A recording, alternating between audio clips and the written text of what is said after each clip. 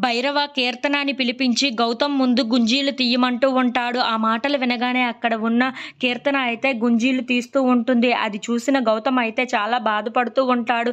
ఇంతలో అక్కడ ఉన్న గౌతమ్ మాత్రం చాలా సంతోషిస్తూ అక్కడ ఉన్న వాళ్ళిద్దరిని అలా చూస్తూ ఉండిపోతాడు. ఇదంతా చూసిన మల్లిక, బుజ్జి వాళ్ళు కేశవ దగ్గరికి పరిగెట్టుకుంటూ వెళ్ళి, నాన్న నాన్న అక్కడ భైరవ మామయ్య ఏం చేస్తున్నాడో తెలుసా? కీర్తన అత్తయ్యతో గుంజీలు తీయిస్తున్నాడు అని చెప్పేసి అయితే అంటూ ఉంటారు. ఆ మాటలు వినగానే అక్కడ ఉన్న కేశవ అయితే ఒక్కసారిగా షాక్ అయిపోయి నించొని చాలా కోపంతో ఉంటూ ఉంటాడు. ఇంతలో అక్కడ ఉన్న బుజ్జి మాత్రం అవును నాన్న, అక్కడ సంతోషంగా ఉంటుంది అని మనము అక్కడ వదిలేసాము. కానీ కీర్తన అత్త ఏమీ సంతోషంగా లేదు అక్కడ.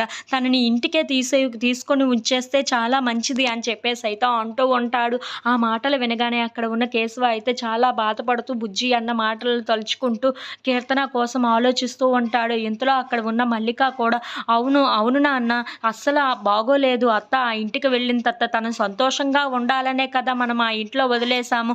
సంతోషంగా లేనప్పుడు అక్కడ ఇంకెందుకు ఉండడం చెప్పు అని చెప్పేసి అయితే అంటూ ఉంటుంది. ఆ మాటలు వినగానే అక్కడ ఉన్న కేశవ మాత్రం అవును వీళ్ళంటున్నది నిజమే, నేను ఇప్పుడే అక్కడికి వెళ్ళి వస్తాను, మీరు కాసేపు ఇక్కడే ఉండండి అని చెప్పేసి అయితే చాలా కోపంగా భైరవ దగ్గరకు వెళ్తూ ఉంటాడు. ఇంతలో అక్కడ ఉన్న భైరవ మాత్రం కీర్తనతో గుంజీళ్ళు తీయిస్తూ చాలా సంతోషంగా ఉంటాడు. ఇంతలో అక్కడికి కేశవ అయితే భైరవ అని చెప్పేసి అయితే చాలా కోపంగా భైరవ దగ్గరికి వెళ్తూ ఉంటాడు.